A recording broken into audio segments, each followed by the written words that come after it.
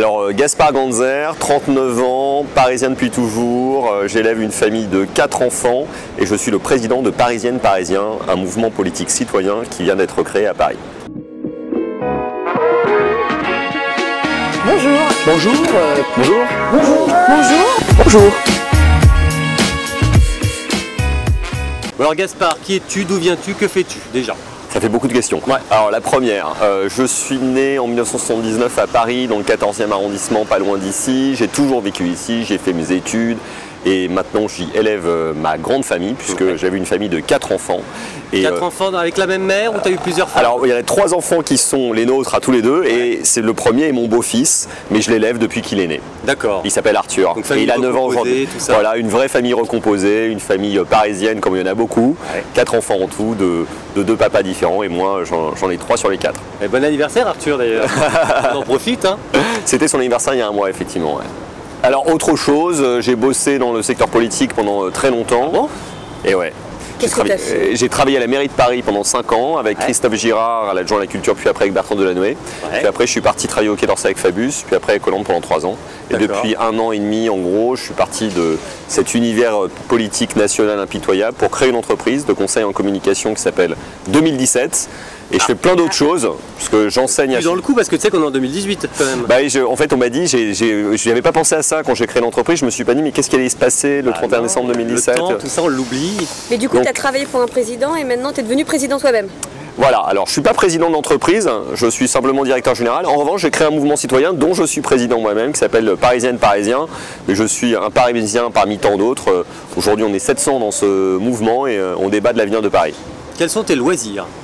Alors, j'en ai plein. Dehors de la politique. Oui, bien sûr, qui n'est pas un loisir, qui est une passion, c'est encore autre chose, et une mission. J'adore jouer au foot avec mes enfants, parce que j'ai 3 garçons, donc il y a 3 garçons dans la famille, on joue beaucoup au foot. Et la fille, elle est de côté Non, non, non, pas du tout, elle aime bien le foot aussi, elle aime bien le foot aussi, elle y joue un peu, on va au stade de temps en temps aussi ensemble, et on fait plein d'autres choses ensemble, Lola et moi, parce qu'elle s'appelle Lola. Ouais. Donc, Lola. Voilà, donc je fais du sport donc avec eux, je cours, je fais de la course à pied, parce que là je suis en train de m'entraîner pour les 20 km de Paris qui ont lieu le 13 octobre. Et puis l'autre passion que j'ai en moi, c'est la lecture. Je passe ma vie à lire des livres, des romans. Écoute, je lis... Marc Lévy. Non, pas du tout. Je devrais peut-être. Mais je lis un bouquin justement sur la course à pied qui s'appelle La solitude du coureur de fond. D'accord. D'accord. Voilà. Parce que j'essaie de me motiver pour les 20 km de Paris. Ouais. Et c'est pour ça que tu as la ligne en fait. À 40 ans. Ça doit être lié à ça, j'aime bien manger en plus, j'aime bien prendre des apéros avec les amis, mais je cours quasiment tous les matins, donc ça aide à se tenir en forme. Voilà. Et quel est ton plat préféré du coup? Tu parles de nourriture. Ah, c'est difficile ça. Je crois que c'est le gâteau au chocolat quand même.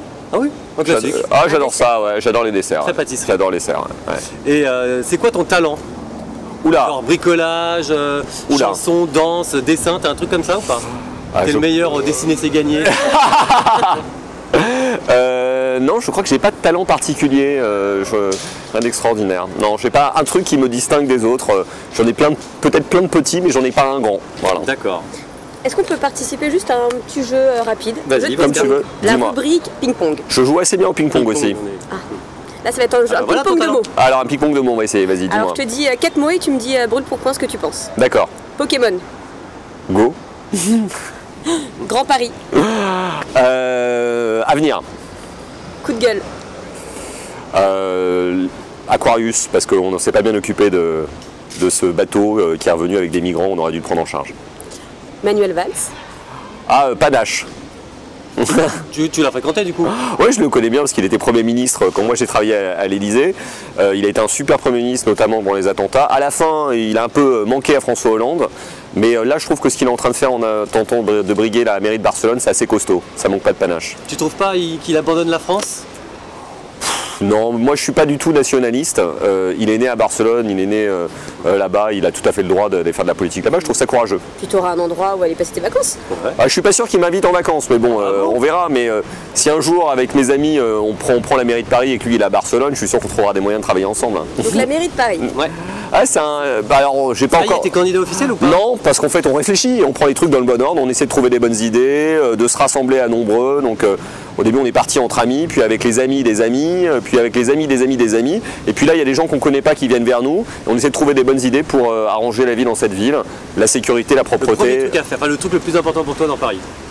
Il y a un truc qui, moi, me choque énormément aujourd'hui à Paris, ce sont les enfants qui sont obligés de dormir dans la rue. Il y en a près de 500. Et je pense que quand on arrivera, si on arrive à la mairie de Paris en 2020, le premier truc à régler, la première chose à faire, c'est trouver une solution pour ces 500 gamins qui sont des Parisiens et qui doivent dormir dehors tous les jours. Si Anne Hidalgo demande de faire une liste avec elle, tu acceptes? Moi, franchement, non, moi, il n'y aura pas de négociation, de tripatouillage, de magouille. Nous, on est un mouvement parisien totalement indépendant et libre, et on servira de marchepied ou de rustine à personne. Ah oui, est-ce que ce serait quoi ton complexe physique? Oula, je perds mes cheveux peut-être? Non, je perds un peu mes cheveux. Ouais, je perds un peu mes cheveux. Là, moi je vois pas d'ici.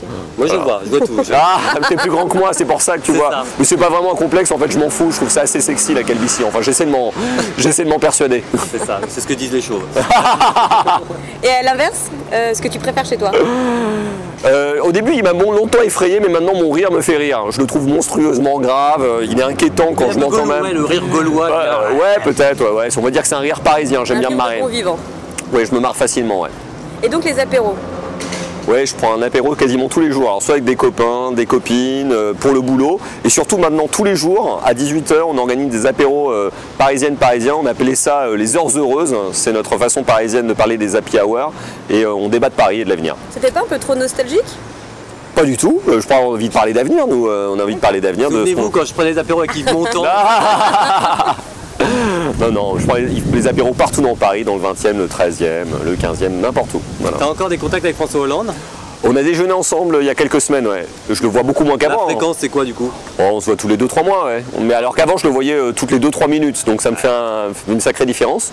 Il a l'air en forme, lui. Ouais. Bon vivant, il a retrouvé sa liberté de parole notamment, donc résultat, il enchaîne les punchlines, c'est pas mal. Sur une échelle de 1 à 10, le stress quand tu es conseiller du président? 9,99 je pense, ouais. Il est assez fort. Ouais. Alors après j'ai une bonne nature, je stresse pas facilement, mais la tension elle était maximale. Tous les soirs quand je me couchais, j'étais obligé de mettre mes 2 téléphones sous mon oreiller parce que j'avais peur de rater un appel en pleine nuit. Et souvent il y avait des appels en pleine nuit parce que souvent on a eu à vivre des drames, tels les attentats, des accidents, et donc il fallait toujours être sur le qui-vive. Ton pire moment? C'est l'attentat du 13 novembre 2015, quand on a appris au Stade de France qu'il y avait eu 2 bombes qui avaient explosé à l'extérieur et surtout qu'il y avait des fusillades en cours dans Paris, notamment au Bataclan. D'accord. Ton conseil pour la mairie de Levallois, à part parler aux gens? Alors ça c'est un vraiment bon conseil, je pense que c'est mieux d'aller voir les gens parce que quand on reste claque-muré dans sa mairie ou dans son QG de campagne, c'est pas bon du tout. Deuxième chose, organiser des apéros, je pense que c'est pas mal pour aller rencontrer les gens, discuter avec eux, etc. Et puis enfin sois naturel, sois toi-même, je pense que c'est ce qu'il y a de mieux. C'est quoi ton complexe physique? J'en ai pas. Pour terminer, tu vas désigner quelqu'un d'autre qui fera casting politique à ta place. François Hollande. Ouais. Ah ouais, j'adorerais. Tu crois qu'il accepterait ce genre de truc? Ah, je pense qu'il peut accepter. Je connais bien en plus la personne qui s'occupe de sa communication maintenant, Sybille. Donc Sybille, si tu nous écoutes, il faut que François Hollande fasse casting politique. C'est pas BFM, mais c'est très sympa quand même. Il faut, c'est vachement bien. Merci beaucoup. Merci.